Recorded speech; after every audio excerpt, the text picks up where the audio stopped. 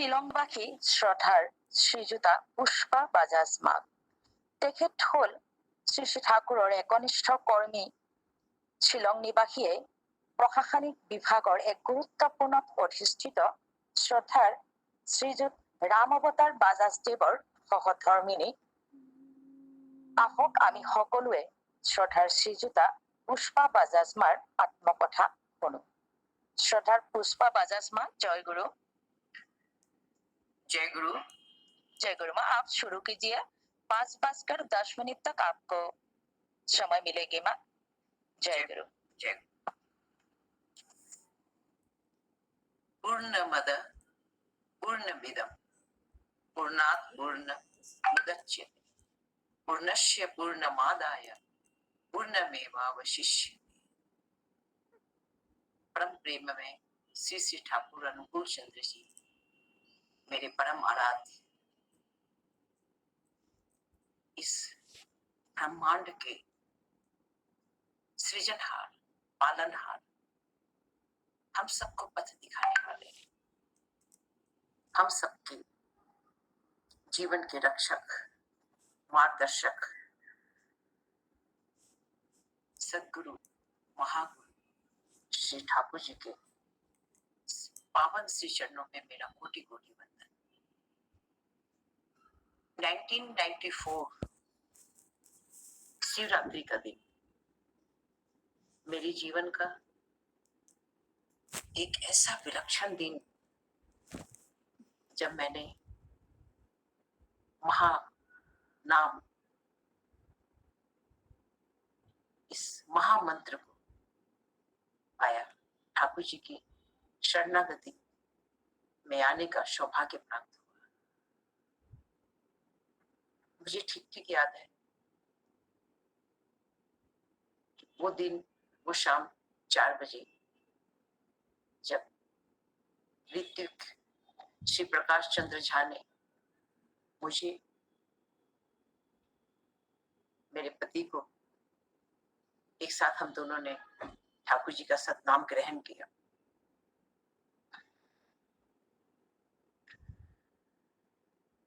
कभी यह लगा नहीं कि यह सतनाम ग्रहण करके जीवन में वह कुछ मिलेगा जिसकी परिकल्पना मनुष्य इस धरती पे आके, इस धरा पे आके कर ही नहीं सकता। हाँ, आज आप सबके समक्ष हृदय तल से ये बात मैं स्वीकार करती हूँ कि मैंने जो कुछ पाया वह असाधारण है, अपरिमित है, कल्पना से परे है। जो अनुभूति जीवन में मैंने प्राप्त की, बिना किसी तपस्या के, बिना किसी साधना के, कभी कुछ करना ही नहीं पड़ा। ये जीवन इस तरह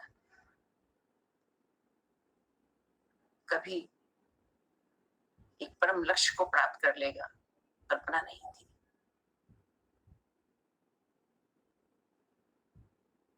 ठाकुर जी को पाकर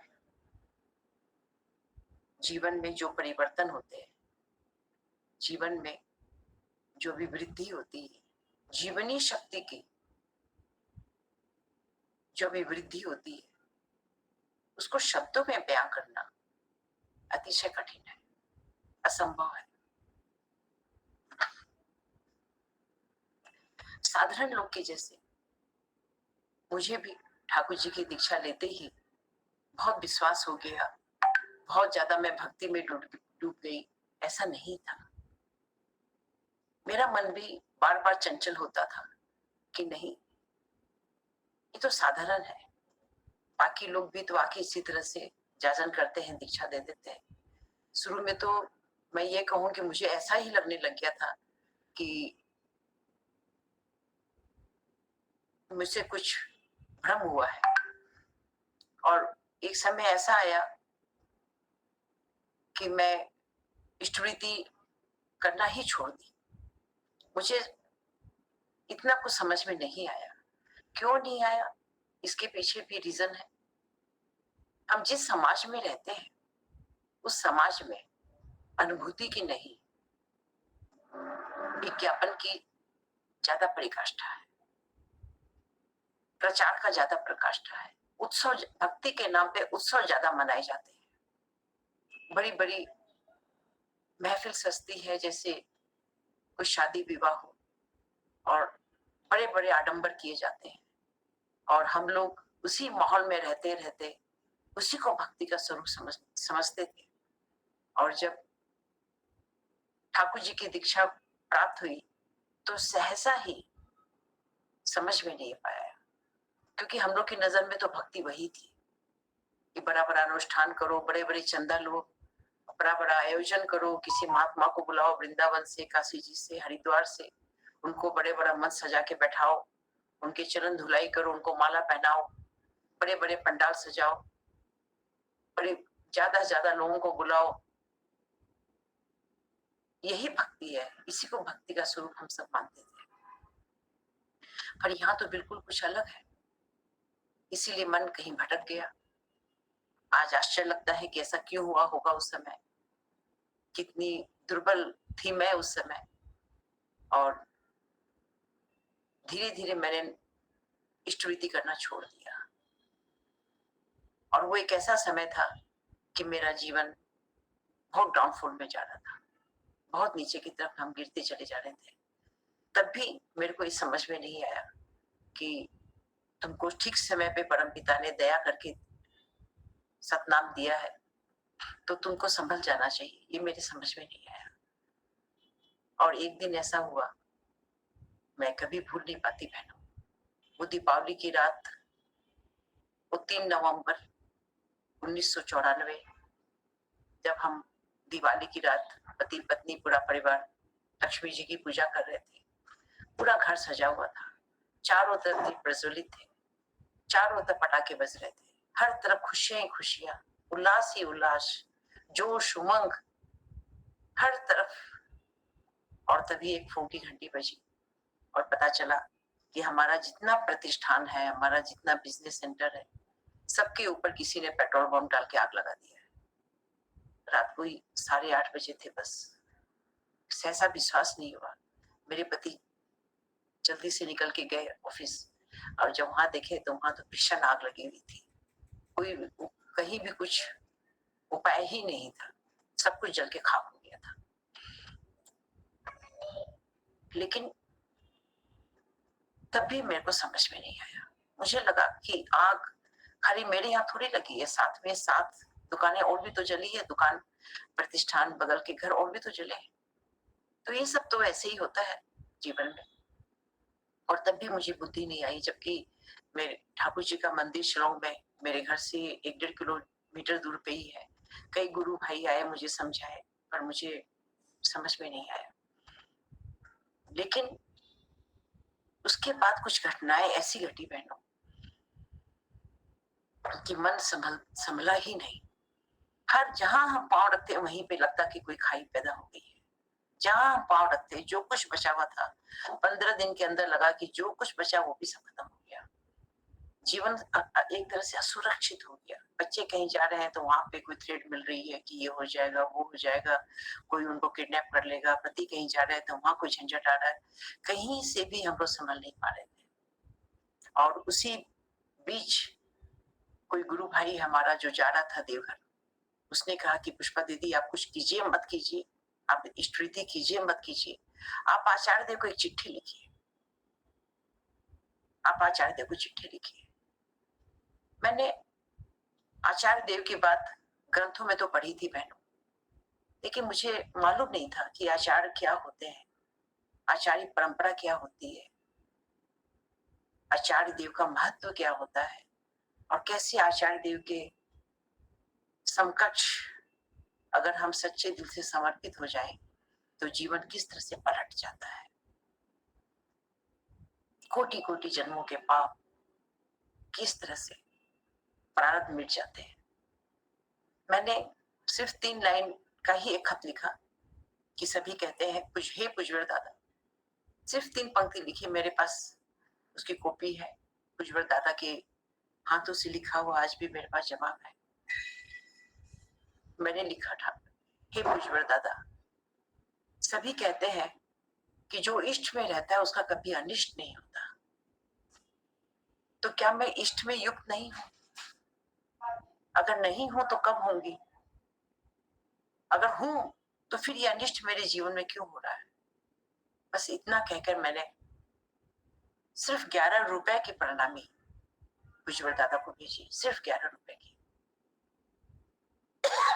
उसी चिट्ठी में लिख के मैंने भेज दी।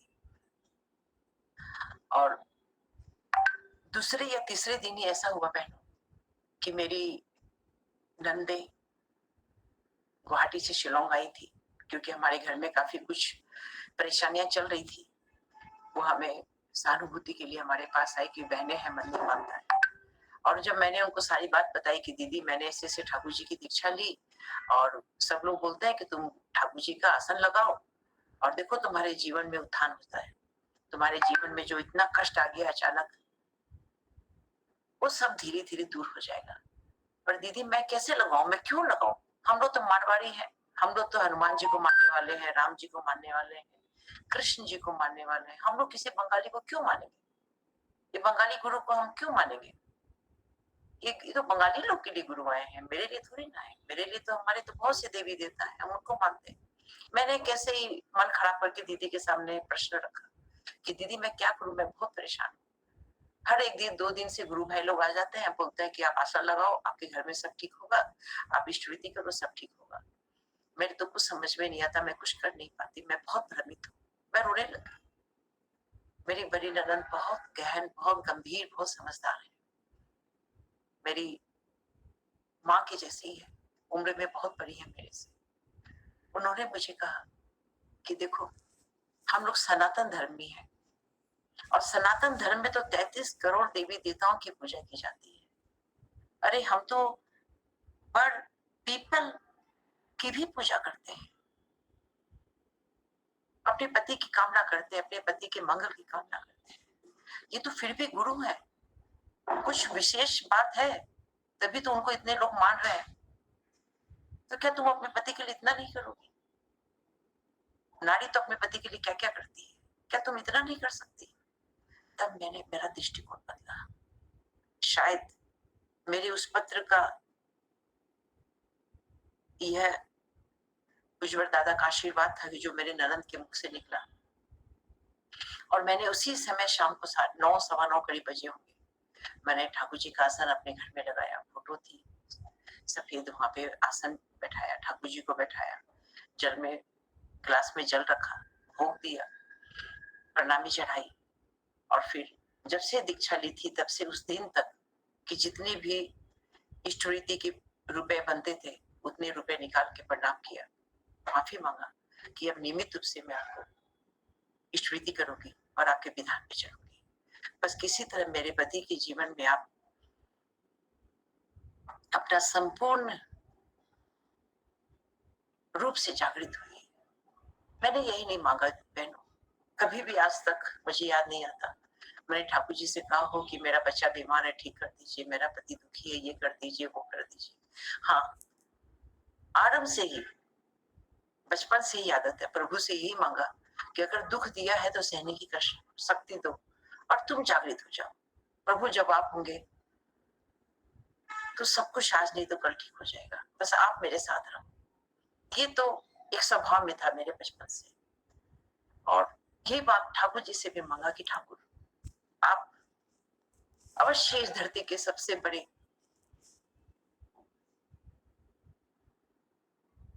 महापुरुष के रूप में आपका प्रादुर्भाव हुआ है, तभी मेरे इतने न चाहने पर भी आप मेरे घर में प्रकाश प्रवेश कर ही गए। आसन में आपने अपना संभाल ही लिया ठाकुर। तो बस मेरे पति, मेरे बच्चों के अंदर आप जागृत हुई, मेरे घर, मेरे परिवार, मेरे व्यापार, हर जगह मेरे जीवन में आप जागृत हुई। जब आ ही गए प्रभु, तब मैं आपकी और आप मेरे, बस अब मुझे पलट कर नहीं देखना।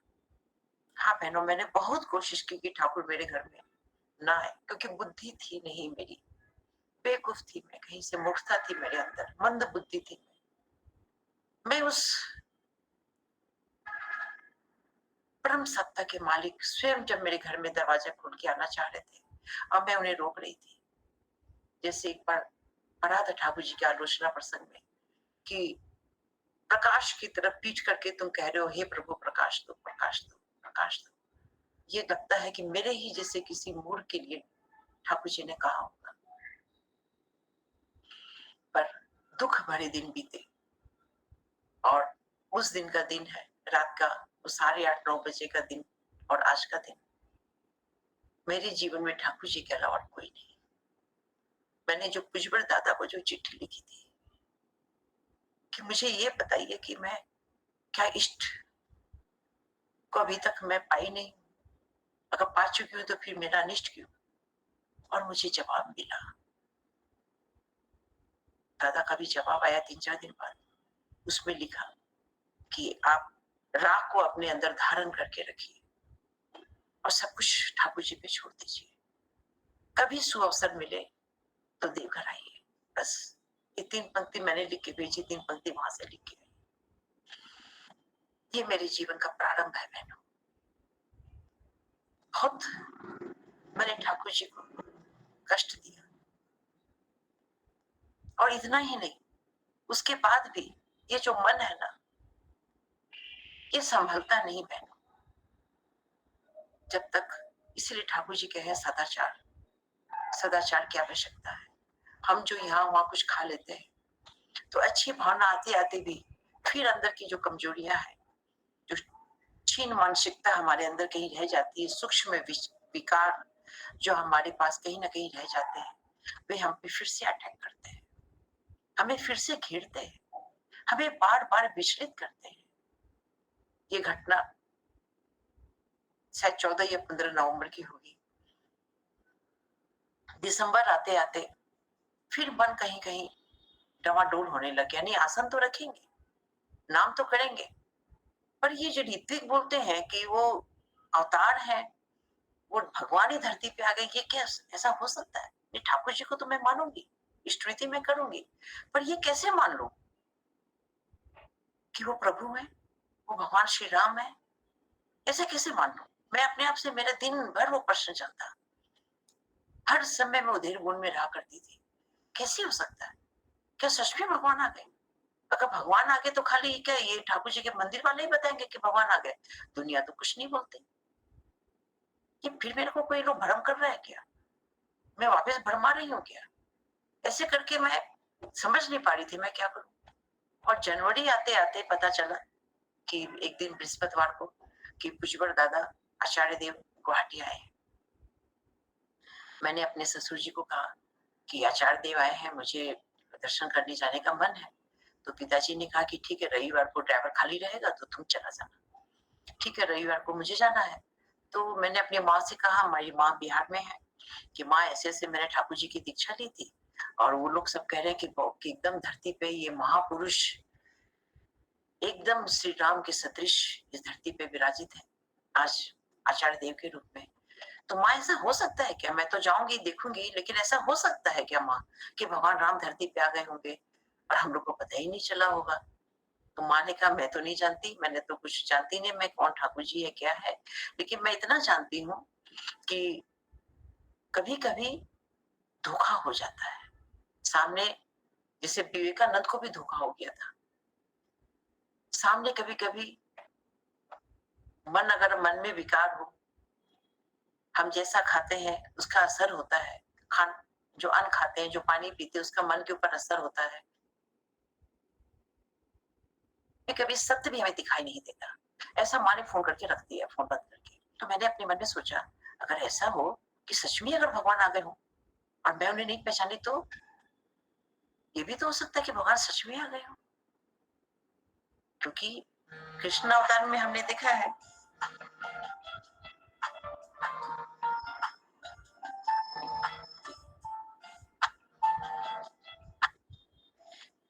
कृष्ण अवतार में हमने देखा है कि कई लोग ने श्री कृष्ण को नहीं जाना था। रामावतार में भी देखा, कई लोग ने भगवान राम को भी नहीं समझा था, नहीं पहचाना था। तो कोई आवश्यक थोड़ी ना है कि अगर सच में भगवान आ गए, मैं नहीं पहचानी तो क्या होगा? तो ऐसा सोचकर मैं क्या करूं? अब सब पता तो चलना चाहिए, सच में ये लोग जितने कह रहे हैं, ये लोग भी तो अच्छे लिखे, पढ़े लिखे विद्वान लोग हैं, क्यों कह रहे हैं कि हाँ भगवान है, ठाकुर हमारे आचार्य देव स्वयं भगवान का रूप है? ऐसा क्यों कह रहे हैं ये लोग? तो मैंने ऐसा किया, नहीं आज शाम से मैं अन्न ही नहीं खाऊंगी, ये अन्न ही बढ़वाता है मनुष्य को। तो जब तक मैं पूज्य दादा का दर्शन नहीं करूंगी, मैं अन्न नहीं खाऊंगी। और मैंने थर्सडे शाम से अन्न खाना छोड़ दिया। और फिर मेरे जो ऋतिक थे, उन्होंने कहा कि ठीक है, तुमको अच्छा लग रहा है, तुम अन्न छोड़ना चाहती हो तो छोड़ दो, लेकिन तुम नाम खूब करो। अगर नाम ठीक कर पाओगी तभी तुम उनको पहचान पाओगी। तो मैं थोड़ी बस नाम करने लगी। शाम रात 9 बजे से बस रविवार को गुवाहाटी जाने तक मेरा बस एक धुन चढ़ गया। मुझे खाली नाम करना है, नाम सतनाम सतनाम नाम करना है। एकदम नाम सुबह शाम रात दिन रात को जाग जाग के नींद में उठ उठ के खाली नाम करती मैं कि हे प्रभु, ऐसा नहीं हो कि आप धरती पे आए और मैं न पहचानूं, और ऐसा भी ना हो कि यह कोई, तुलसीदास जी ने कहा है कि कलयुग में बहुत से लोग इस तरह से खड़े हो जाएंगे जिन्हें मनुष्य चले जाएंगे, सोचेंगे भगवान का रूप है। बहुत से गुरु, बहुत से संत ईश्वर का रूप धारण करके खड़े हो जाएंगे। तो हे प्रभु, ऐसा भी ना हो कि मैं किसी के भ्रम में पड़ जाऊं। इसलिए मेरे मन के भ्रम को दूर करो प्रभु, मेरी रक्षा करो। और मैं नाम नाम नाम ऐसा करते करते बहनों रविवार हो गया। रविवार का वो दिन सुबह 5 बजे हम गुवाहाटी के लिए निकले। हम लोग पहुंचे 8 बजे गुवाहाटी। पहली बार मैं गुवाहाटी मंदिर के अंदर गई। उस समय बहुत इतना बड़ा मंदिर नहीं था, कैंपस तो उतना ही बड़ा था, पर इतनी बड़ी जो बिल्डिंग खड़ी है उस समय छोटी बिल्डिंग थी।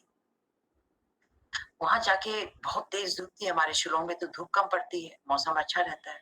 इतनी तेज धूप थी, मैं 4 दिन से भूखी थी। मेरी तो हालत खराब, पसीने पे पसीने, एकदम चक्कर पे चक्कर।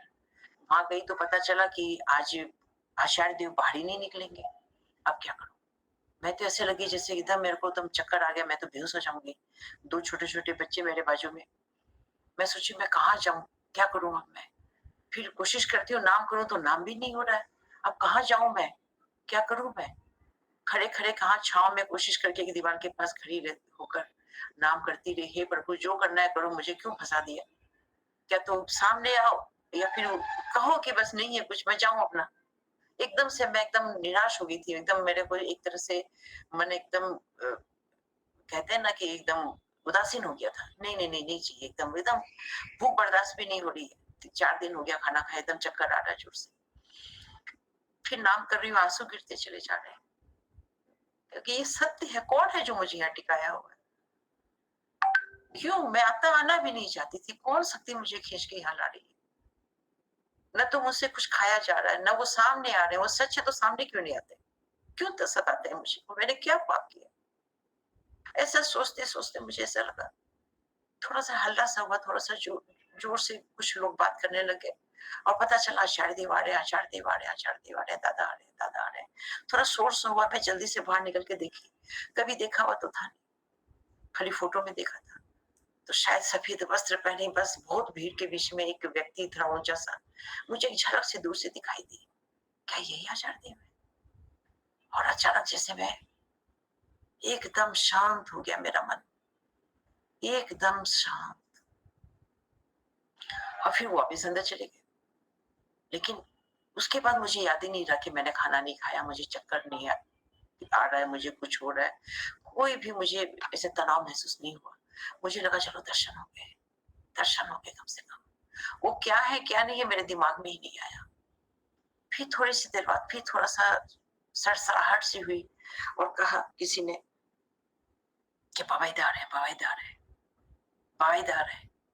और मैंने देखा कि एकदम भीड़ के बीच में कोई एकदम अचानक चांद सी शीतलता चेहरे से लिए, जैसे प्रभात का सूर्य जैसे निकल गया हो, जैसे हर जगह जैसे हजारों हजारों फूल खिल गए हो, जैसे एकदम ठंडी ठंडी बयार बह गई हो। और उस भीड़ से निकल के वो शीतल मंद सुगंध, वो पावन सा चेहरा, जो प्रथम झलक मैंने अपने पवैदा का देखा, वो क्षण, वो दृश्य कभी भूलता नहीं बहनों।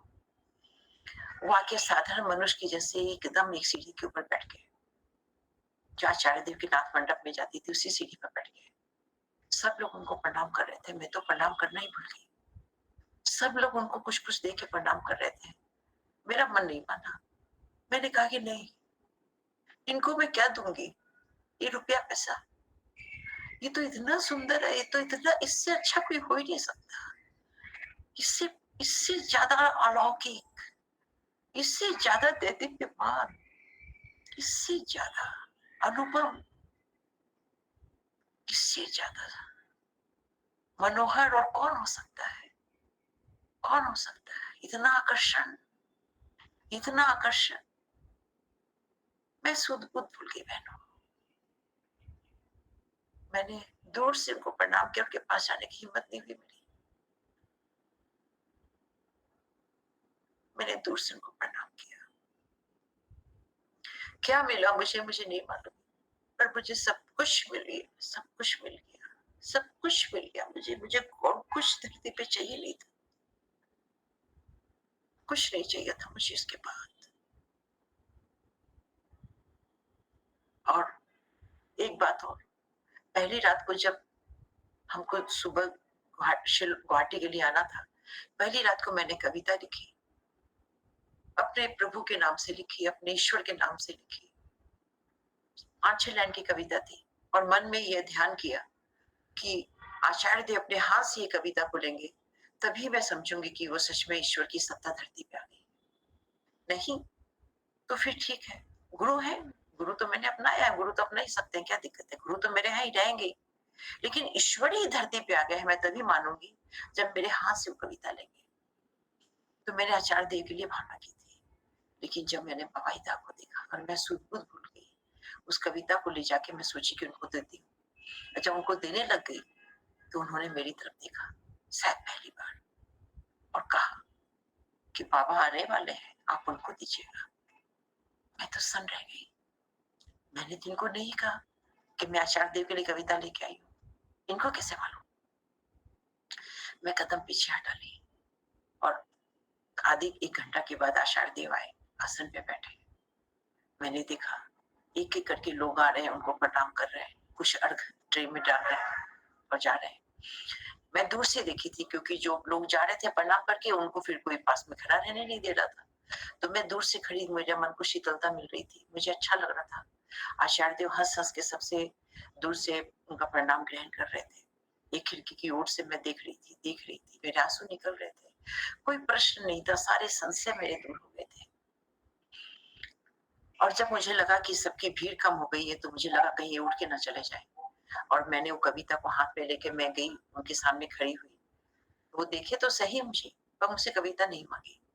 तो मैंने सोचा कि नहीं पुष्पा, अब तुम बेवकूफ मत बनो, ये वही है, ईश्वर का साक्षात स्वरूप है, ये वही है। अब हाथ में दे, ट्रे में रखे, कोई फर्क नहीं पड़ता है। और जैसे मैं उस अर्घ के ट्रे में वो कविता को रखने लग गई, वैसे आचार्य ने वहां से पकड़ा, देखो माँ क्या, माँ के हाथ में क्या, मेरे को लाके दो। मैं तो तंग रह गई। जब मैंने ऐसे सिर उठा के दादा को देखा, तो उन्होंने मुस्कुरा के ऐसे सर हिलाया और कहा जैसे कि मैं तो सब जानता हूँ। जो खड़े थे गुरु भाई, उन्होंने मेरे हाथ से कविता ली, पुष्पड़ परम पूज्यपाद श्री दादा के हाथों में दी। दादा ने उसे खोला, पूरा पढ़ा, और फिर मेरे को दिया। अब बोला इसके अंदर आप अपना नाम लिखना भूल गई, नाम लिखिए। मेरे पास तो कलम भी नहीं थी। पुष्पड़ दादा ने अपनी कलम भेजी, और मैंने उसमें नाम लिखा। फिर दादा ने अपनी कलम भी मंगा ली और कविता भी मंगा ली। ये था मेरा प्रथम दर्शन। और जब वापस मैं उसी स्थान पे आके खड़ी हुई, तो एक एक विचित्र सी घटना घटी बहनों। एक साधारण सा दिखने वाला एक गुरु भाई मेरे पास आया और बोला कि दीदी, पिछली बार जब आचार्य देव आए थे, तो मुझसे कहा था कि तुम क्या जिंदगी भर रिक्शा चलाओगे, जाओ एक मिठाई की दुकान खोलो। तो मुझे इस मंदिर के बगल में एक छोटी सी एक खोली मिल गई है, मैंने मिठाई की दुकान खोली है, तो चलिए ना दीदी, आप एक वहां पे खाइए ना, आज मैंने रसगुल्ला बनाया है। मैंने कहा कि खाइए ना। मैंने एकदम जोर से, एकदम अचानक से सर घुमा के देखा आचार्य देव की ओर, तो आचार्य देव मुझे ही देख रहे थे, मुस्कुरा रहे थे, मानो कह रहे थे कि मुझे मालूम है तुम 4 दिन से कुछ नहीं खाई। बहनों, सुबह 8 बजे मैं भूख से तिलमिला रही थी, चक्कर आ रहा था, इतनी धूप में मैं घबरा रही थी, लगता था गिर जाऊंगी।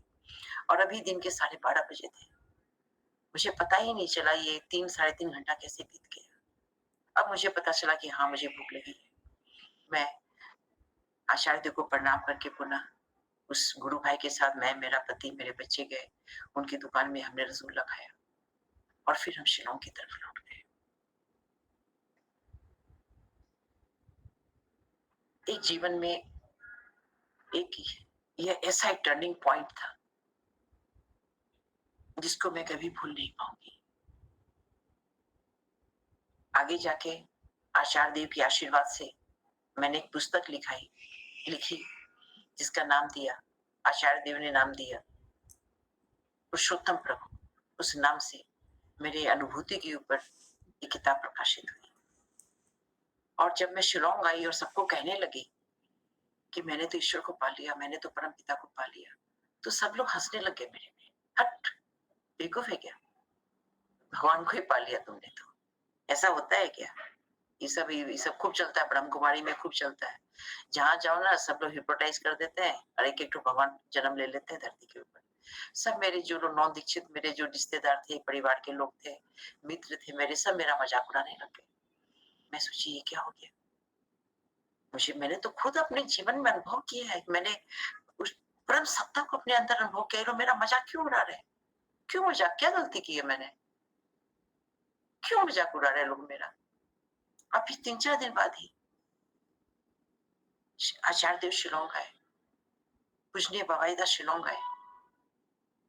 मैंने अपने घर से प्रण करके मैं निकली कि नहीं, मैं आज जाऊंगी मंदिर, लेकिन मैं सामने नहीं जाऊंगी। मैं उनको बताऊंगी भी नहीं कि मंदिर में मैं आ गई हूँ। अगर वो खुद मुझे बुलाएंगे तो पक्के वे श्री राम है, और नहीं बुलाएंगे तो फिर ठीक है, दुनिया ठीक ही कहती है। मैं तो सच में किसी के भ्रम में गिर गई हूँ। देखिए कितना मन में पाप होता है मनुष्य के। मेरा फिर कोई जन्म का पाप मेरे सामने आ गया, फिर कोई पाप, फिर कोई भ्रम, फिर एनालिसिस करने, मैंने अपने प्रभु की परीक्षा लेने के लिए मैं फिर तत्पर हो गई। कितना बड़ा मुझसे महापाप हुआ। मैं मंदिर आई, एक पिलर की ओट में मैं खड़ी खाली नाम कर रही हूँ, नाम कर रही हूँ कि तुम अगर मेरे श्री राम हो तो मुझे बुलाओ, बुलाओ मुझे, मैं नहीं आऊंगी, मैं आपके पास नहीं आऊंगी। मैं खाली नाम कर रही हूँ, मेरे आंसू निकल रहे, मैं नाम कर रही हूँ। पता नहीं मुझे क्या हुआ था। हमारे बहुत ही एक गुरु भाई थे, इष्ट प्राण गुरु भाई, जो अब नहीं है, अंजुदा। वो अचानक मेरे पास आए, बोले दीदी कुछ घर में कुछ घटित हुआ है क्या? दादा के सामने कुछ निवेदन करना चाहती हैं कि आप क्यों रो रही हैं दीदी? मैंने कहा नहीं प्लीज आप जाइए, मुझे आपसे बात नहीं करनी, आप रहने दीजिए मुझे अकेला। अब मैं खाली उस पिलर की ओर में खाली नाम कर रही हूँ, नाम कर रही हूँ कि नहीं, अगर आप हैं श्री राम तो मुझे बुलाते क्यों नहीं? आपको मालूम क्यों नहीं पड़ रहा कि मैं यहाँ पे हूँ, आपको याद कर रही हूँ, क्यों नहीं बुलाते मुझे आप? ऐसा करते करते 40, 45, 50 मिनट हो गए, वो तो मुझे नहीं बुलाया, मैंने नहीं बुलाया मुझे। लेकिन धीरे धीरे मुझे ये विश्वास हो गया कि नहीं, ये तो श्री राम है। मेरी आवाज, मेरे मन में बहुत से पाप है, मैंने जीवन में बहुत छोटी बड़ी गलतियां की है, तो मेरी आवाज उन तक कैसे पहुंचेगी?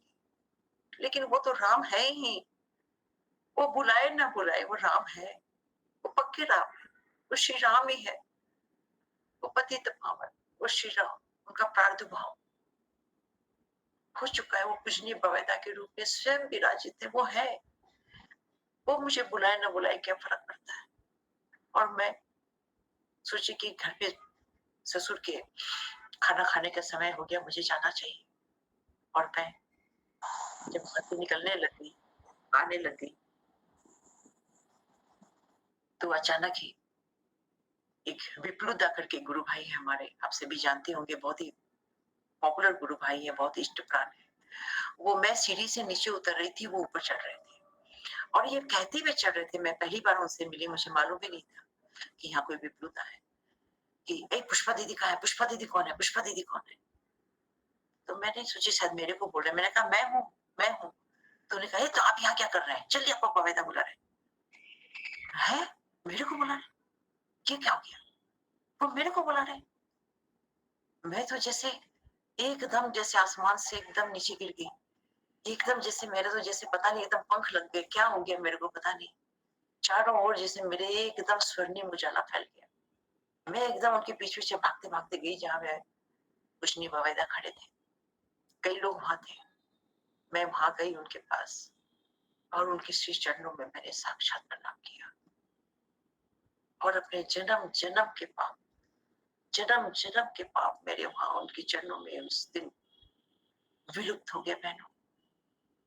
मैंने अपने आराध्य को उस चरणों में पा लिया, मैंने अपनी ब्रह्म सत्ता को पा लिया, मैंने अपना सब कुछ पा लिया, सब कुछ पा लिया। मुझे मुझे फील हुआ ये जो लोग मुझे नेगेटिव आसर बोलते आए वो मुझे मजबूत करने के लिए बोले, वो मेरे मित्र थे, वो मेरे शत्रु नहीं थे। आज वे न होते तो मेरी भावना इतनी अंदर मेरी आत्मा को कुड़ेद के, मेरे मन को बुद्धि को कुड़ेद के मेरी भक्ति अंदर से जागृत नहीं हो पाती। कुछ नहीं पवायदा ने जो मुझ पर कृपा दृष्टि की, जो दृष्टिपात किया, मैं आज तक बहनों, आज तक मैं वही हूँ, वही दृश्य आज तक मेरी आंखों में। पुष्पवीर पवायदा खड़े हैं और मैं नीचे उनको झुक के प्रणाम कर रही हूँ। बस मैंने बहनों विष्णु पुराण में पढ़ा था कि जो श्री कृष्ण कहते हैं युधिष्ठिर जी को कि जो मुझे एक बार प्रणाम करता है उसको बार बार प्रणाम नहीं करना पड़ता। तो मैं बाल्यपन में कितने लोगों को मैंने पूछा कि ऐसे होता है क्या, किसी को एक बार प्रणाम किया जाए तो बार बार प्रणाम नहीं करना पड़े। मैंने कितने संत लोग को पूछा, कितने पंडित लोग को पूछा, अपने ससुर को, अपने पिता को, अपने माँ को पूछा कि ऐसे कैसे होता है, ये विष्णु पुराण में ऐसा क्यों लिख दिया कि एक बार जो मुझे प्रणाम करता है उसको प्रणाम नहीं करना पड़ता, ऐसा होता है क्या। लेकिन मेरे जीवन में हुआ। मैंने जो उस दिन प्रणाम किया अपने पवेदा को, अपने श्री राम को, अपने श्री कृष्ण को, अपने पार ब्रह्म परमेश्वर को, साक्षात अपने उनके स्वरूप में मैंने अपने अंदर उनको महसूस किया।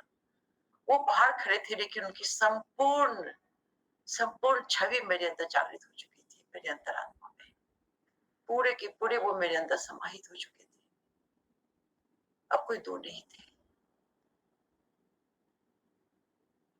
मेरे इष्ट, मेरे भगवान मुझे मिल चुके थे बहुत सहज रूप में।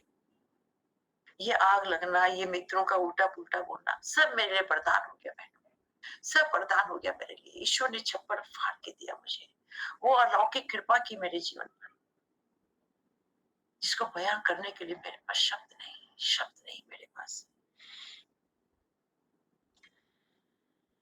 मैं अपने जीवन में मैंने उनसे जो कुछ पाया, मेरे जीवन का हर एक क्षण आज उनकी दया से प्रकाशमान है। जिस पुष्पा को कोई नहीं जानता था, कोई नहीं मानता था, सब हंसी उड़ाते थे, सब मजाक उड़ाते थे, वे आज सन्न है कि देश का प्रधानमंत्री भी मेरे को बुलाता है। जब प्रधानमंत्री मोदी जी शिलोंग आए और जब मुझे राज्यपाल जी ने बुलाया और बताया कि ये अकेली लेडी है जो आदिवासी क्षेत्र में मेघालय के अंदर ट्राइबल बेल्ट में जा जाकर अकेली काम करती है, तो मोदी जी ने बहुत खुश होकर मुझे देखा और बताया, बोला कि आप कैसे करती है। बहुत सी बातें मैं डिटेल में नहीं जाऊंगी, लेकिन 6 महीने बाद मेरे लिए कोई बड़ी बात नहीं थी। मेरे लिए क्योंकि अरे जिसने गंगा जल पी लिया उसको ट्यूबवेल के जल से क्या फर्क पड़ेगा। मैंने किसी को इस चीज को बहुत ज्यादा मैंने प्रश्रय नहीं दिया कि प्रधानमंत्री ने मुझे बुलाया नहीं बुलाया। लेकिन जब मैं देवघर गई और जब मैं नाथ मंडप में पुष्पवीर दादा के सामने गई उनके दर्शन के लिए, तो नाथ मंडप में प्रवेश करने के पहले ही पुष्पवीर दादा बोलते हैं कि पुष्पा माया है गौरदा को पूछो तो प्रधानमंत्री का फोटो लाया कि नहीं लाया, प्रधानमंत्री से मिल के आया है, फोटो लाया कि नहीं लाया। बंगला में बोला, मैं पूरी बात समझी नहीं। ऐसा तो सुना मैंने मोदी जी पुष्पा माँ को सुना मैंने, लेकिन ऐसा समझी नहीं पूरी बात। तब गौरदा ने मुझे बोला कि आप प्रधानमंत्री के साथ जो आप मुलाकात की उसका फोटो लाया कि नहीं लाया। तो नहीं दादा मैं तो नहीं लाई हूँ। तो कुछ बार दादा मुझे देख के बोलता था, गुरु क्या देखना चाहता है समझता नहीं। तो फिर गौरदा भी मेरे को रिपीट करके बोले, कुछ नहीं बवाईदा भी पास में बैठे हुए थे। अब मैं क्या करूं, मैंने तो कभी इस चीज को इतना हाईलाइट ही नहीं किया। तो मैंने उसी टाइम जल्दी से अपने बेटे को धीरे से फोन करके बोला कि भैया देखो मेरा कंप्यूटर पे कहीं फोटो होगा पीएम के साथ में, तो कहीं से जल्दी से फटाफट स्कैन करके मेरे को भेजो। तो उसने आधा घंटा के अंदर उसने मुझे भेजा। मैं भी, आपने लोग जानते ही हैं कि आध मंडप में 1 डेढ़ घंटा हम लोग को बैठने का मौका मिलता है। तो उसने भेजा, फिर मैंने पुष्कर दादा को भी, पुष्कर दादा ने मेरा मोबाइल अपने हाथ में लिया और फोटो जो मैंने भेजी उसको दादा ने ऐसे बड़ा बढ़ के लार्ज कर करके देखा। मुझे याद आता है जैसे कि पिता खुश होता है अपने बच्चों की हरकत के ऊपर। ये पुष्कर दादा का वात्सल्य, पुष्कर दादा का प्रेम निष्ठा, हमारी क्या बताऊं। जब आप सबको याद होगा जब श्री राम जाते हैं वन में, वाल्मीकि जी के आश्रम में जाते हैं और कहते हैं कि हे वाल्मीकि जी, मैं लक्ष्मण और सीता सहित कहाँ रहूं, मुझे कहाँ रहना चाहिए। वो प्रसंग बहुत सुंदर है। तो उसी प्रसंग में आगे जाके वाल्मीकि जी कहते हैं कि चिदानंद में देह तुम्हारी, विगत विकार जाने अधिकारी, अब तुम्हें देख तुम्हें हो जाए। हे श्री राम,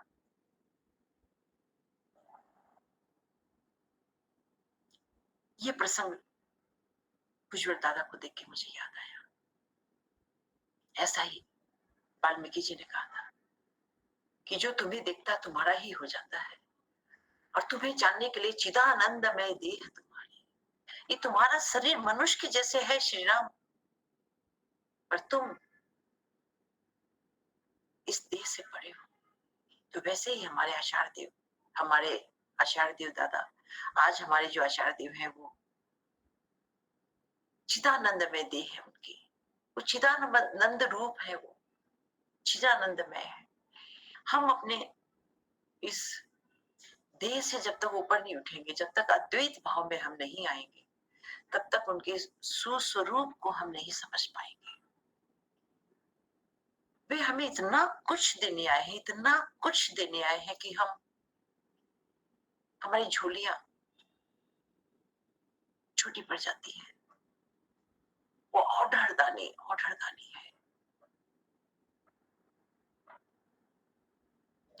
इतनी इतनी बातें बहनों, इतनी इतनी बातें। मेरी बहन ने कल ही मुझे कहा था कि समय कम पड़ जाएगा, आपको सब सारी अनुभूतियां याद आएंगी तो समय कम पड़ जाएगा। तो सच में समय का पता ही नहीं चल रहा है। सारी बातें पिक्चर की जैसे आंखें सामने प्रकट हुई है। एक से घटना, एक से घटना, क्या बताऊं मैं। और फिर 6 महीना बाद अचानक फिर पूजनीय बाबाईदा शिलोंग आए। 2000 वही 1995 में ही मेरे बेटे को 4 डिग्री बुखार थी, बड़े बेटे को 9-10 में पढ़ रहा था। और जब डॉक्टर को बोला तो उस टाइम में मेनिंजाइटिस करके शिलोंग में एक बीमारी चल रही थी, उसमें कई लोगों की डेथ हो गई थी, दिमाग में बुखार चढ़ जाती थी। तो डॉक्टर ने बोला कि इसको जल्दी हॉस्पिटल भर्ती कीजिए, ऐसा नहीं हो कि दिमाग में बुखार चढ़ जाए। और मुझे पता चला कि नहीं, हमारे युवाचार्य शिलोंग आए हुए हैं। तो मैं तो बस बच्चे को पकड़ के गाड़ी में बैठाया, सीधे मंदिर ले गए। उसको हिम्मत नहीं थी चलने की, लेकिन ले गई। और मैंने कहा कि नहीं, जो कुछ होगा चरणों में होगा प्रभु के, मैं तो इधर उधर नहीं जाने वाली हूँ। प्रभु बोलेंगे तभी जाऊंगी अस्पताल। मुझे देख के उस समय पूजनीय बाबाईदा ने कहा कि आप बहुत संघाती हैं पुष्पा, क्यों बच्चे को इस तरह से ले आई। अब मुस्कुरा के बच्चे को देखा और फिर पास में एक वृक्ष था, उसमें से 4 पत्ते निकाले और मुझे दिया कि जाइए पान में मिला के पीस के इसको 3 बार पिलाई, जाइए, जोर से बोला। मैं तुरंत बच्चे को लेके घर आई और पान के पत्ते में मिला के उसको सिलबट्टे पे पीस के बच्चे को पिलाया। दूसरे दिन सुबह पिलाया, बुखार 2 हो गई, 1 हो गई। फिर दूसरे दिन रात को पिलाया और तीसरे दिन तो बुखार थी ही नहीं। तो ऐसी न जाने कितनी घटनाएं, एक नहीं अनेकों हजारों। किताब लिखने की कोशिश की, लेकिन किताब पे कम पन्ने कम पड़ गए, लिखनी छोटी हो गई। उनकी दया की बात को लिखना सहज नहीं है, बहुत कठिन है।